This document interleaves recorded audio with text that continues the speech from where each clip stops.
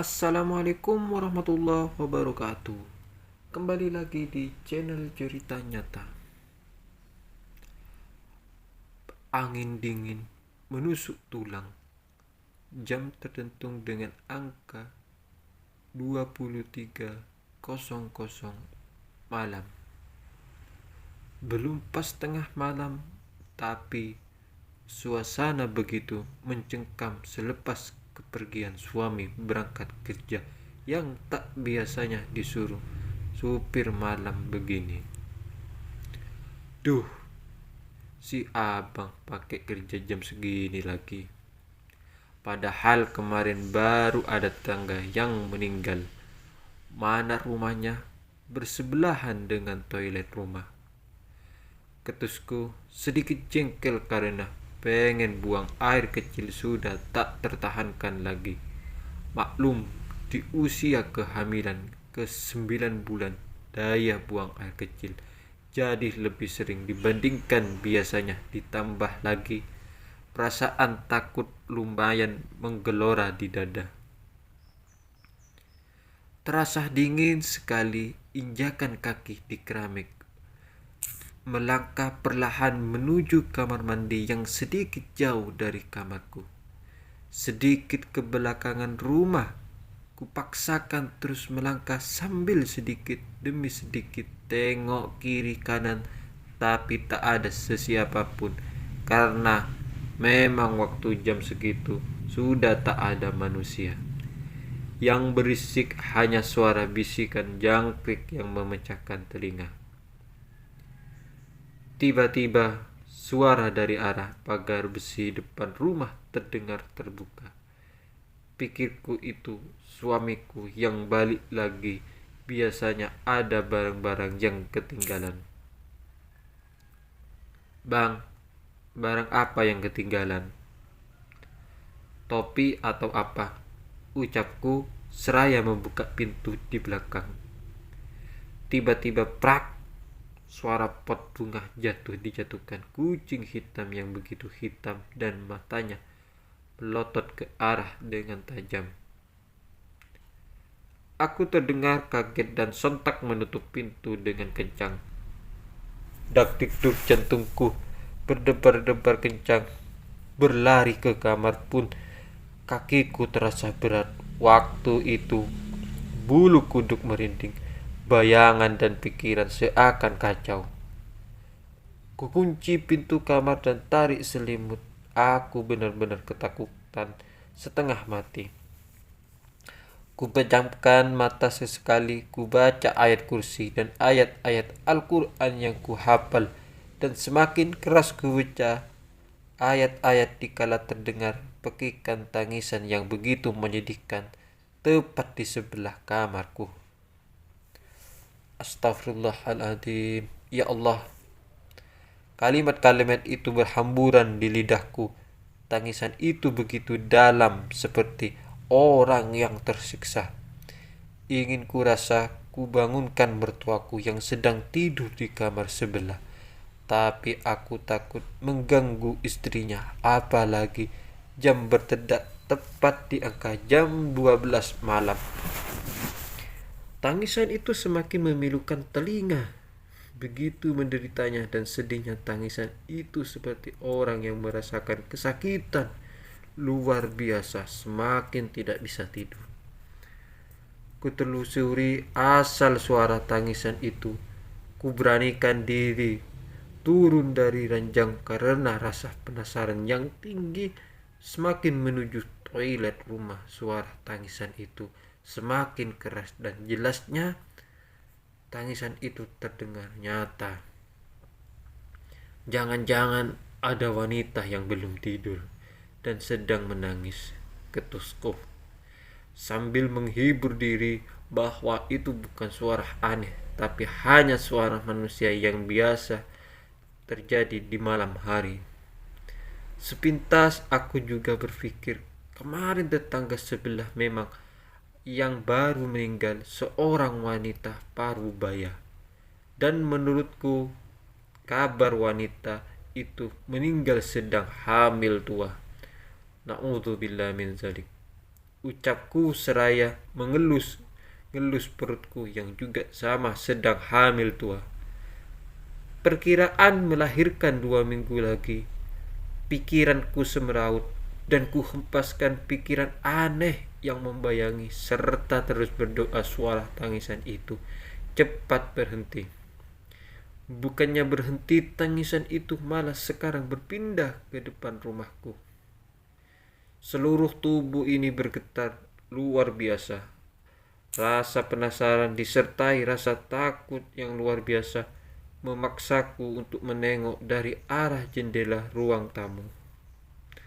Bismillah. Lidahku seakan bergetar membaca kalimat itu. Tanganku merayap sedikit demi sedikit. Ku buka gorden jendela. Ku tengok jendela.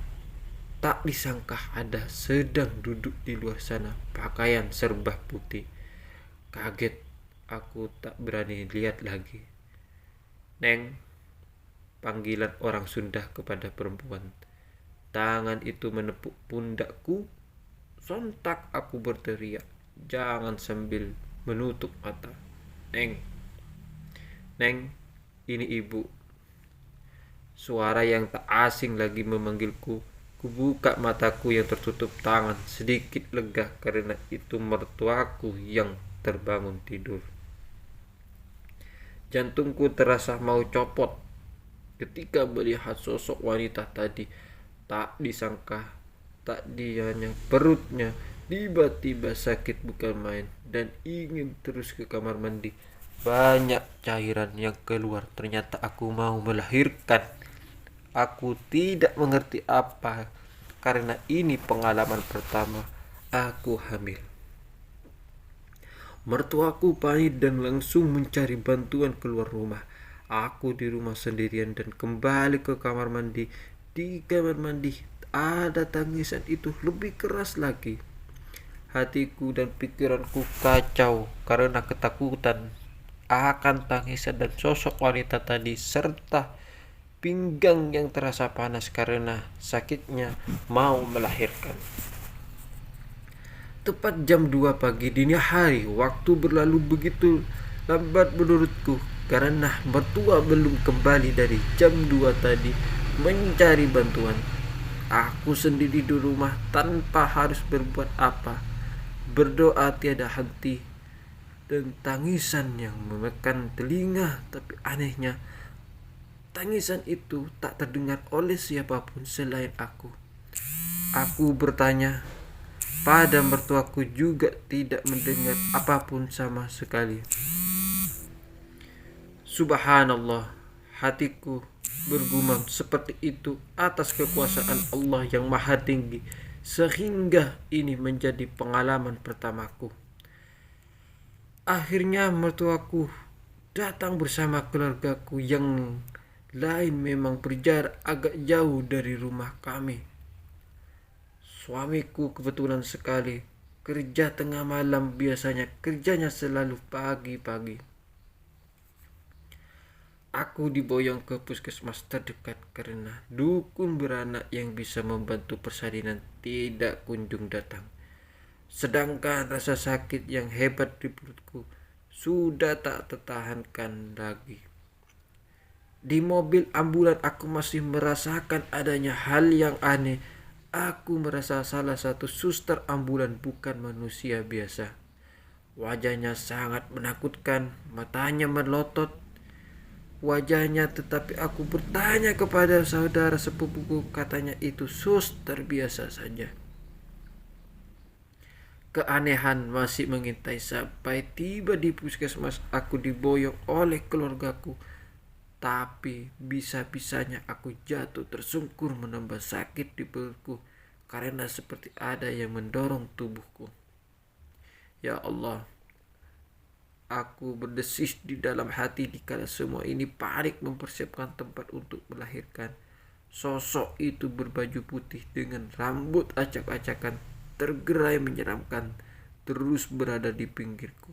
Dia hendak menghisap darah-darah segar tetapi hanya mencium saja. Sorot matanya memerah membara terus tertuju kepadaku yang sedang merasakan sakit luar biasa antara hidup dan mati. Akhirnya tepat jam 6:30 anakku lahir sehat untuk tak kurang satu apapun.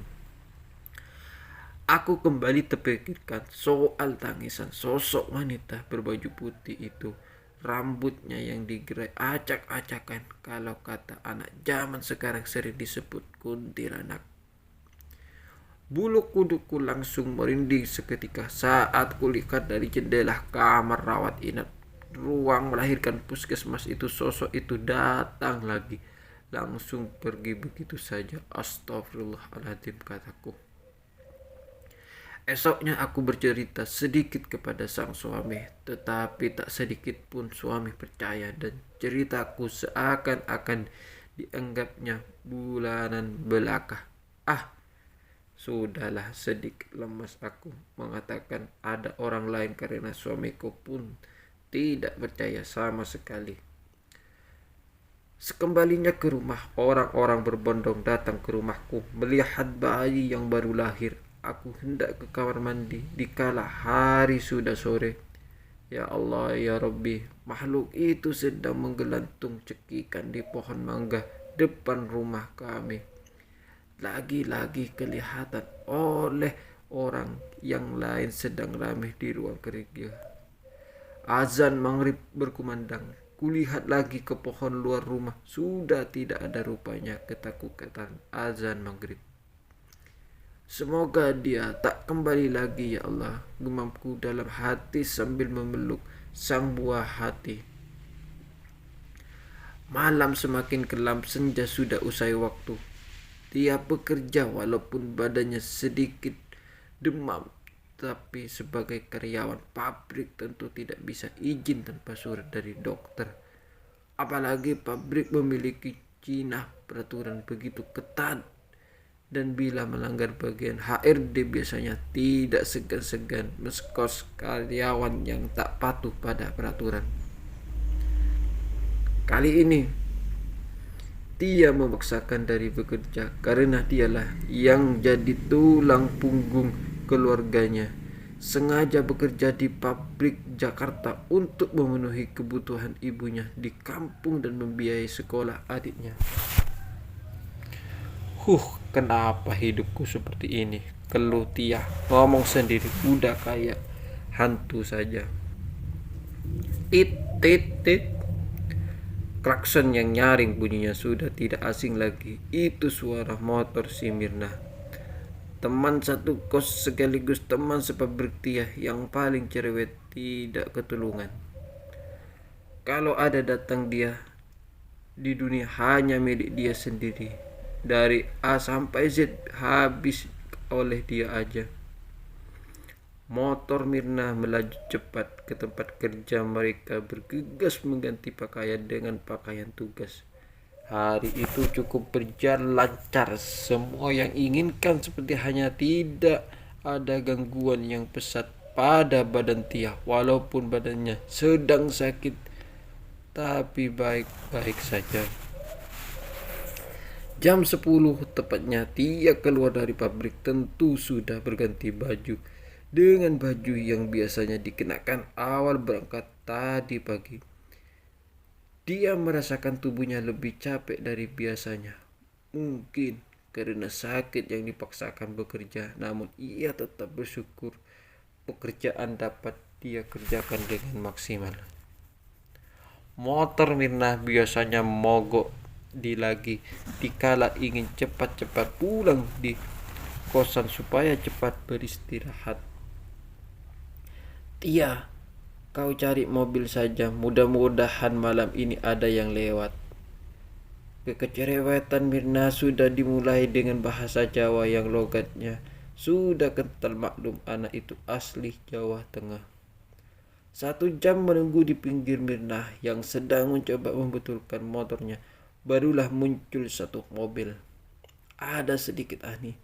Mobil itu tidak ada penumpang kecuali tukang tahu. Supir juga wajahnya garang kayak serem gitu.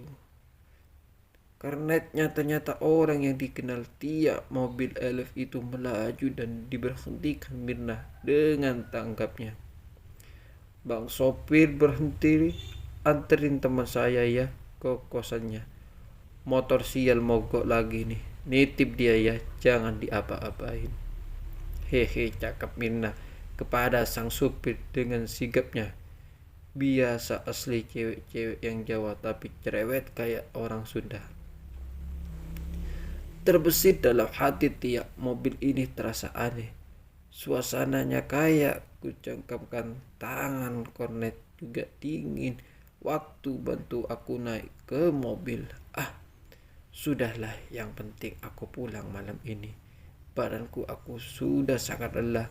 Gumamnya di dalam hati seperti bertanya sendiri dan menjawab pertanyaan sendiri.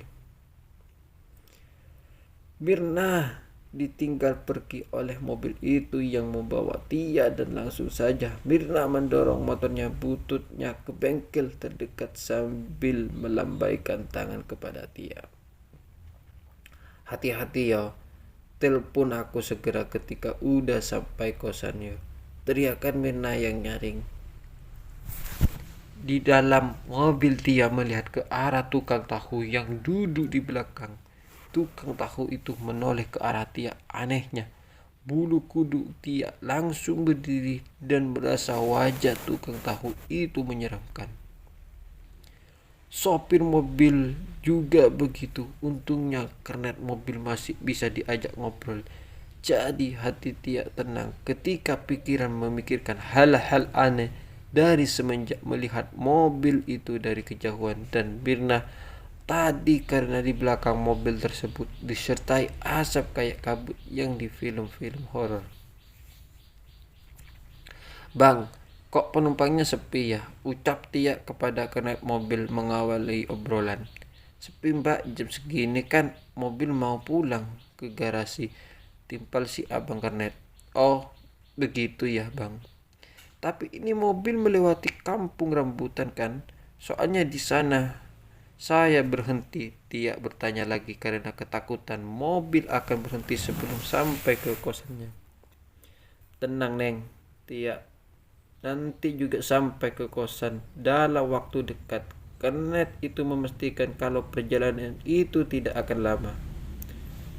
Dahi Tia sedikit mengerinyit sambil berpikir dan terucap dalam hati, si abang kernet ini aneh, masa iya sejam dikatakan cepat, ada-ada saja si abang Iwan. Ya, nama kernet itu Iwan. Yang rupanya Tia juga mengenalnya, dia asli dari kota asalnya Majalengka. Bang Iwan itu tetangganya di kampung. Alangkah kagetnya Tia ketika mobil terhenti tiba-tiba di tempat yang terbilang sangat sepi. Bang, kok berhenti di sini? Itu di sana ada jurang bang. Tia memberanikan dirinya ke Bang Iwan kernet Elf tadi. Mau ngantem neng sebentar, jawab Bang Iwan.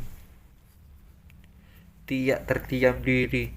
Lagi-lagi pikiran aneh itu datang disertai bulu kuduknya yang berdiri tegak sangat cemas ditambah takut tak terkira karena di pinggir jendela mobil tempat ia duduk di jurang yang terjal. Suasana jadi sepi, mencekam ditambah lagi dari tadi supir muram wajahnya dan tukang tahu terus melirik ke arah Tia dengan wajah yang menyeramkan. Pada saat itu orang yang mau marah dan menakut-nakuti tak ada lagi penumpang mobil itu kosong, hanya Tia dan tukang tahu yang tidak bicara sedikit pun. Ngetem kok di tempat sepi sih bang? Lama lagi ngetemnya. Aku sedikit kedinginan bang, bisa dipercepat enggak bang mobilnya? Jalan lagi. Tia angkat bicara lagi karena ketakutan sudah mencapai puncak. Bahkan dingin tubuhnya sudah tak tertahankan lagi. Iya neng, sebentar lagi mobilnya, kata kernet itu dan menyuruh Tia untuk undur saja. Tia memejamkan matanya, mencoba tidur dan bersandar di kursi mobil yang sedikit usang seperti mobil yang habis reparasi. Karena sudah kecelakaan, keadaan kacanya pun yang ada patah sebelah tak sempurna. Beberapa menit kemudian, Neng sudah sampai di kampung rambutan. Bang Iwan membangunkan Tia yang sepertinya baru saja tertidur. Apa bang? Udah sampai? Beneran? Tia terheran-heran melihat jam tangannya sambil mengucek matanya takut salah lihat. Itu kosnya ya kan Neng? Tanya Bang Iwan. Lebih heran lagi Tia dibuatnya tak percaya dari tempat ngetem yang sepi. Jadi harusnya perjalanan masih 45 menit ini sudah sampai di depan kos hanya 10 menit. Tepisnya pikiran itu karena Bang Iwan mempersilahkannya turun.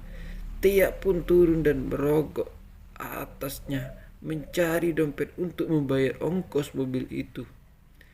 Begitu melihat ke depan untuk memberikan ongkos itu, ajaib, mobil itu sudah berlalu cepat dan terlihat sudah sangat jauh dan tiba-tiba menghilang di telan kegelapan malam yang sudah menunjukkan waktu 12 malam. Tiba-tiba, tiba-tiba Tia hanya berkata, "Ah, Bang Iwan, kenapa main pergi gitu aja? Ongkosnya kan belum selesai." Tia ngomong sendiri dilirikan sekitaran kosan. Begitu sepi, mencekam, bahkan sapam jaga kamling yang biasanya bekerja pun tidak kelihatan batang hidungnya.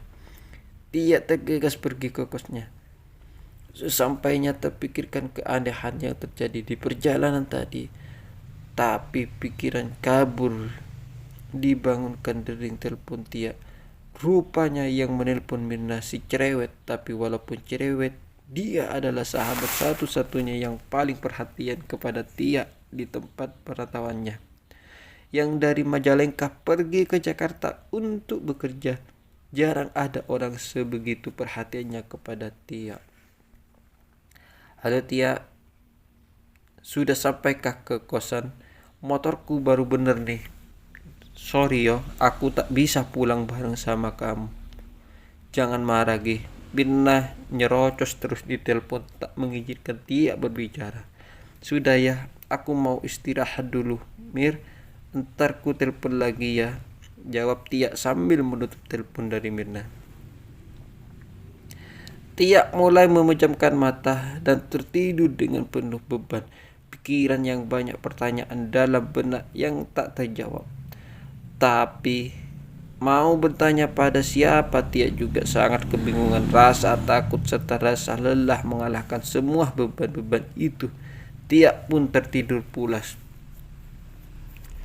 Jam alarm berbunyi tepat saat azan subuh berkumandang dari arah pinggir kosan. Tia dengan sigap Tia ambil handuk dan membersihkan badannya karena semalam cuaca terlalu dingin. Jadi tak sempat mandi. Tok tok tok tok. Tia, aku datang nih. Bukain dong pintunya. Dasar anak gadis zaman sekarang pintu aja dikunci. Ntar aku dobrak nih. Suara Mirna dengan segudang jelotan gilanya memecahkan keadaan yang sunyi sepi tepat di jam 6 pagi. Yang suasananya kosan memang masih sangat sepi karena kebanyakan yang kos Arab pekerja kantoran yang biasanya lembur. Hai, gimana rasanya naik elf semalam? Seru ndak naik elf? Atau motor bututku kumbak? Canda Mirna sambil mengambil roti dan selesai ada di meja makan Mirna memulai percakapan. Seru jidat lo. Gue tersiksa tahu. Hampir mati kedinginan karena ketakutan menimpal kekecewaan Mirna. Takut apaan? Uang di mobil lebih hangat daripada motor. Kau ini aneh-aneh saja. Kebanyakan nonton film horor jadi banyak takut. Tak jelas, kata Mirna membela diri. Entahlah Mir, sedikit keanehan di mobil itu. Masa iya ngetem di tempat sepi itu loh. Di jalan yang sering kita lalui yang deket jurang terjal itu. Anehku, jantungku hampir copot. Tahu, karena itu wajah supir ikut menyeramkan. Penumpang cuma aku saja dan tukang tahu lebih menyeramkan lagi. Tukang tahu diam saja tak berkata apa, wajahnya sedikit pun menakutkan. Udah cuaca dingin malam, pokoknya dikira aku gak akan sampai ke kosan. Di jalan aku teringat Simbok di kampung dan adik-adik terus Tia bercerita panjang lebar pada Mirna tentang pengalaman semalam. Oh alah, orang suka ngaji loh malah penakut. Yo wis Tia, ya aku ini mending sekarang kita jalan-jalan ke rumah biar ketemu lagi tuh dengan mobil itu. Tia ledek Mirna sambil menepuk pundak Tia.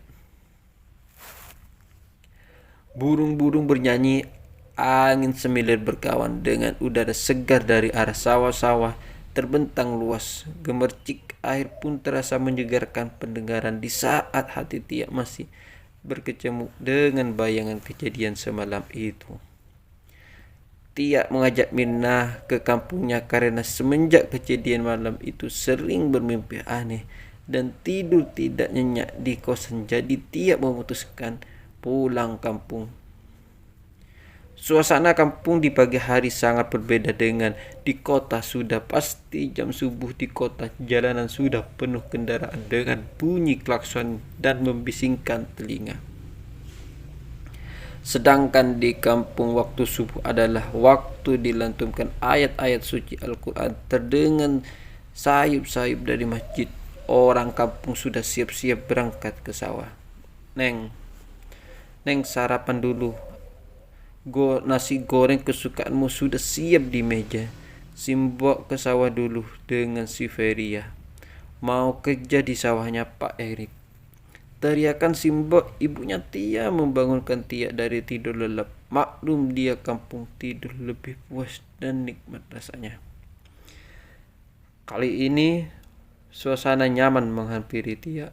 Di kampung lebih bisa menenangkan diri daripada kota yang hingar-bingar metropolitan seperti Jakarta. Memang tak kenal waktu, entah itu siang atau malam, tetap banyak orang yang beraktivitas. Suara adzan pun kalau di kota sering tak digubris, terutama di perkantoran. Paling beranjak duduk dari kursi kantor atau istirahat di pabrik hanya untuk makan siang saja. Neng Tia, kapan datang?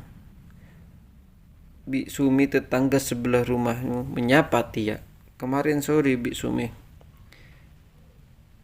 Tanya baik Tia pada Bik Sumi. Damang atuh Neng.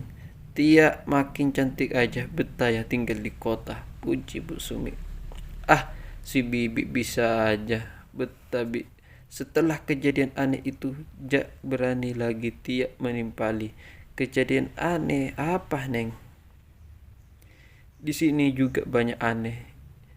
Semenjak seminggu yang lalu, Mak Iwan dan supirnya jatuh ke jurang. Satu mobil dengan satu penumpang.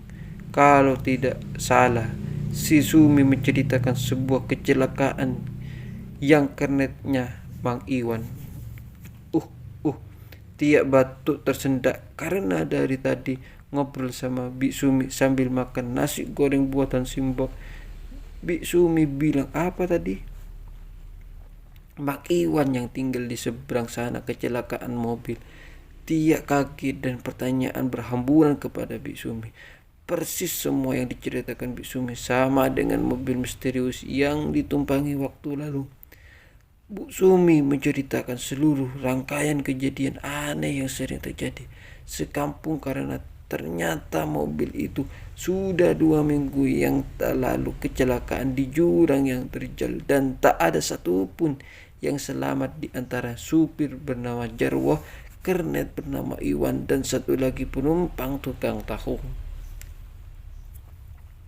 Sangat-sangat tragis kejadiannya.